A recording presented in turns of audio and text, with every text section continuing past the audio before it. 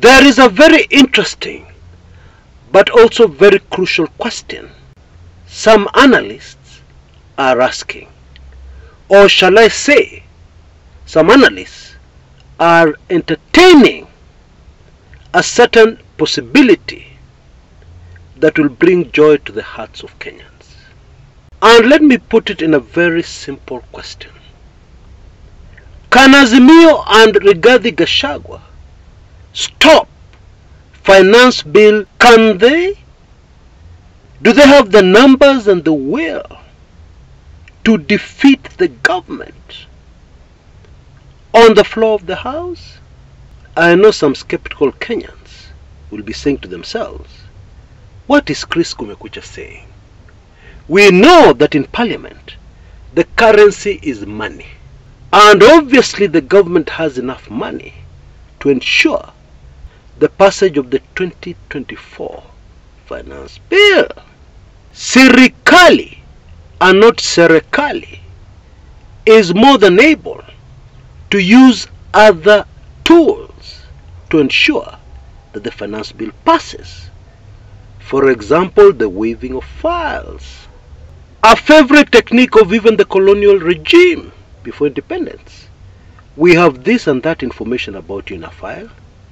The file is here, but we need you to do something to stop us from forwarding this file so that you're charged in a court of law and you go to jail.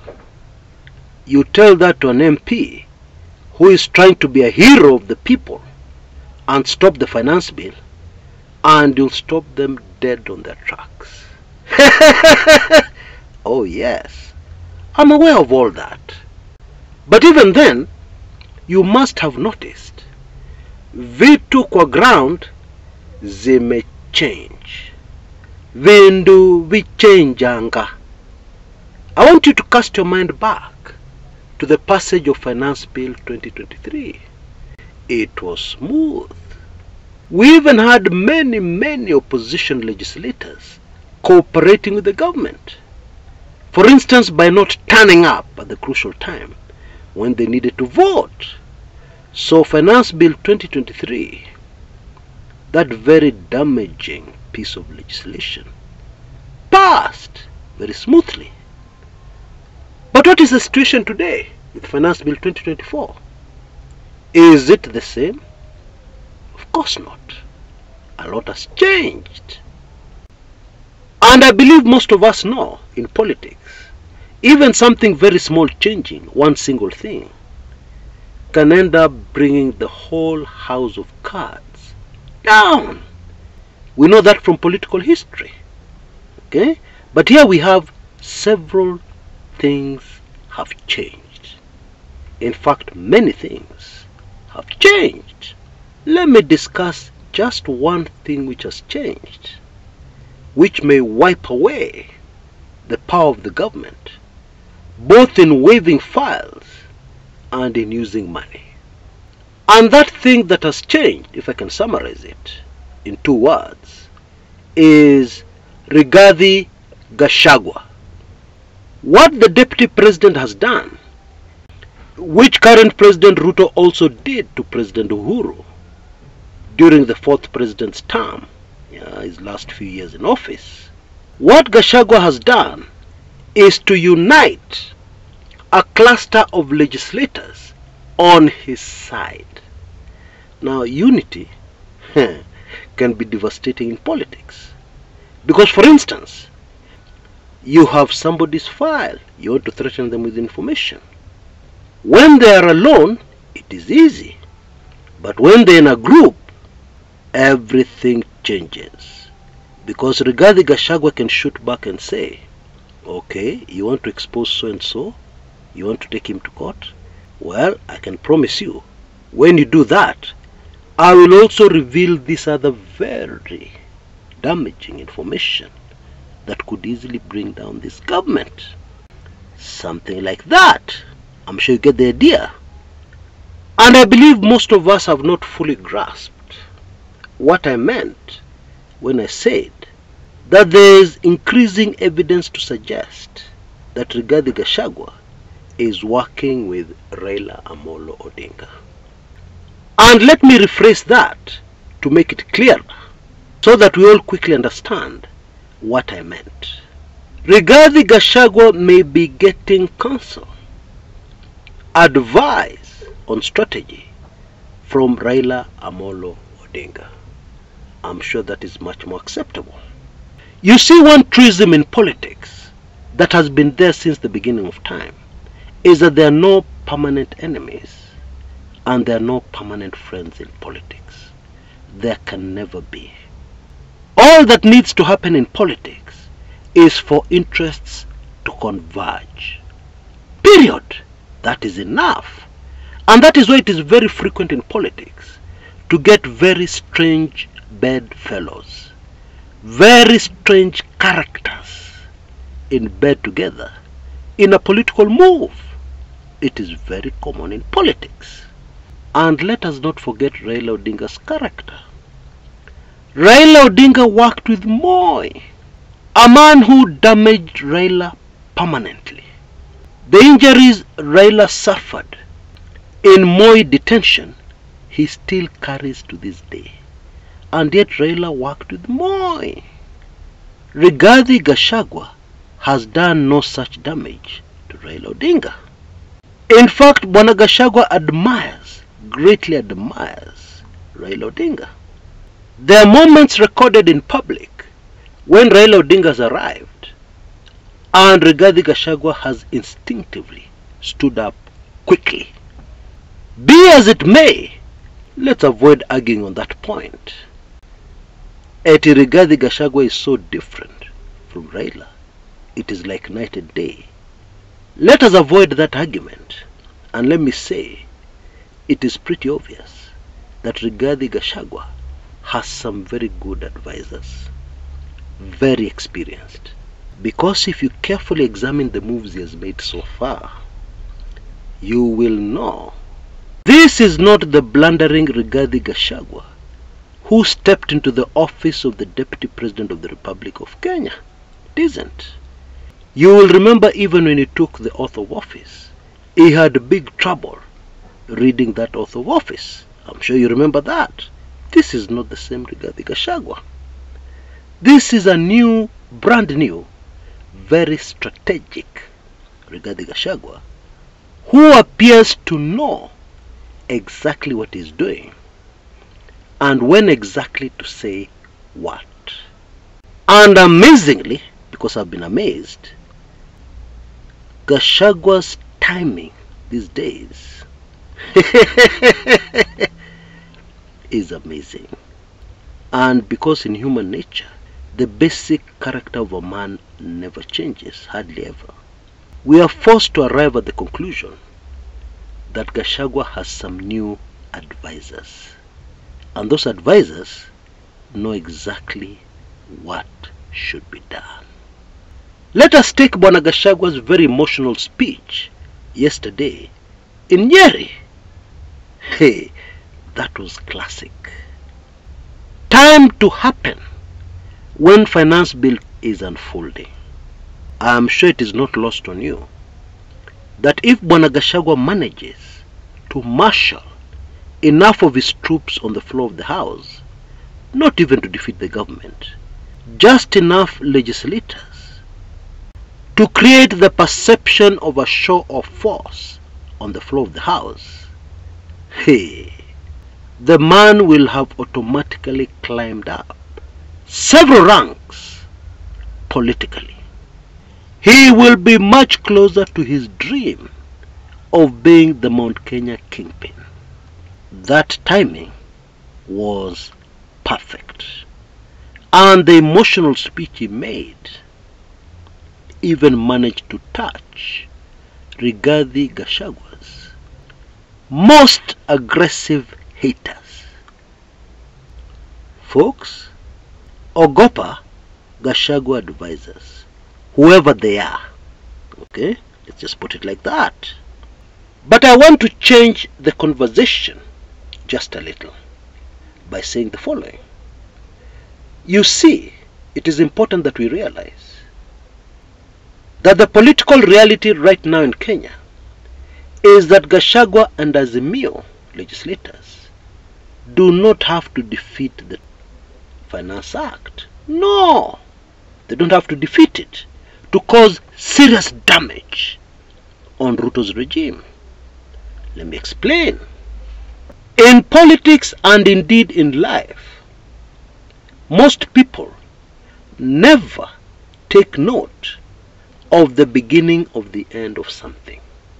Something happens, there is no total success, and it may look like a minor setback for the person who is falling, when in actual fact, it is a crucial moment, defining moment, that is the beginning of the end. Simple illustration. You live in a rural area and you're not sure if your roof will be able to withstand the coming rain. You're nervous and the rain comes and your roof survives and you're very happy and you relax, not knowing that that is just the beginning of the end.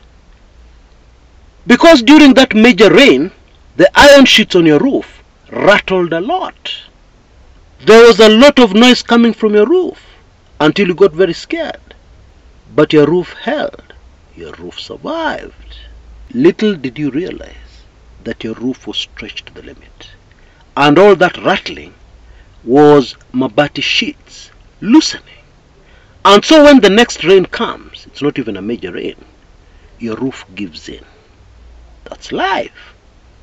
Let me give you another example of something super fascinating that happened right here in Kenya. A man called Akasha Senior was a very powerful drug baron based in Mombasa. Very few people knew his name. Very few people knew what he looked like. But the truth is, he was very powerful. He financed KANU campaigns at a very crucial time when the country had gone back into multi-party politics.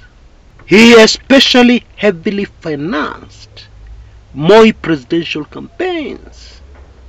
He was untouchable, but he got arrogant and he made a terrible mistake one day when he picked up a senior police officer who was new to Mombasa and was asking the wrong questions. And Akasha arrogantly looked at this cop and must have told him, "Do you know who I am? Do you?" And Akasha's men roughed up that cop. Oh yes, true story. Power can get to your head very easily if you're a human being. Very, very easily, more easily than you know. And they roughed up that cop and held him in that house for several days to teach him a lesson, torturing him. My friends, this is not fiction. It happened in Mombasa, in Nyali.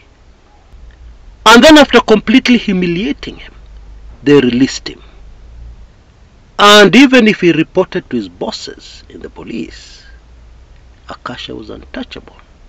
Yani, private citizens in the country called Kenya bullied a senior police officer and got away with it. Or did they?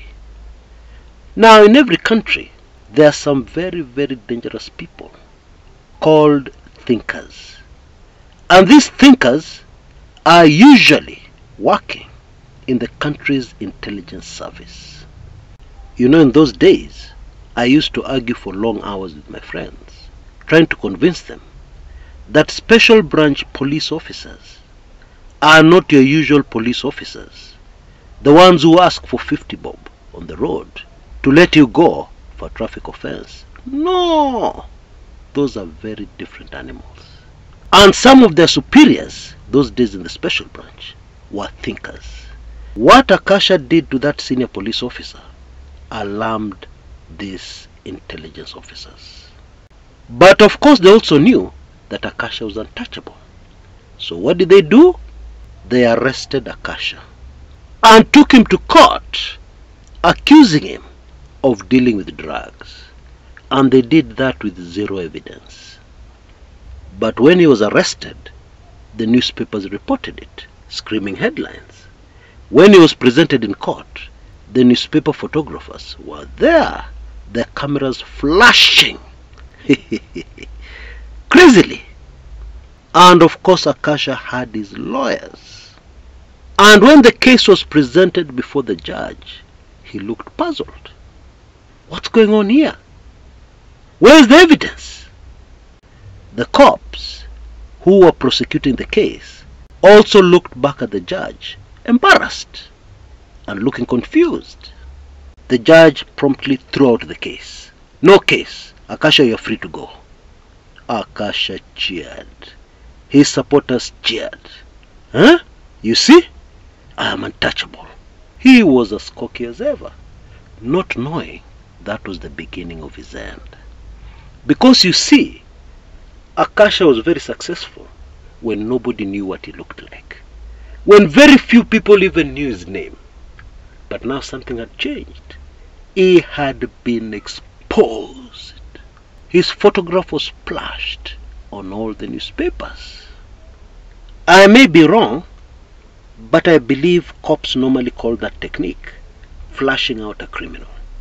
Just flashing him out. You have not finished him. You have not dealt him the final blow. All you have done is that you have flashed him out. And then everything changes. That was the beginning of the end of the great, powerful, untouchable Akasha.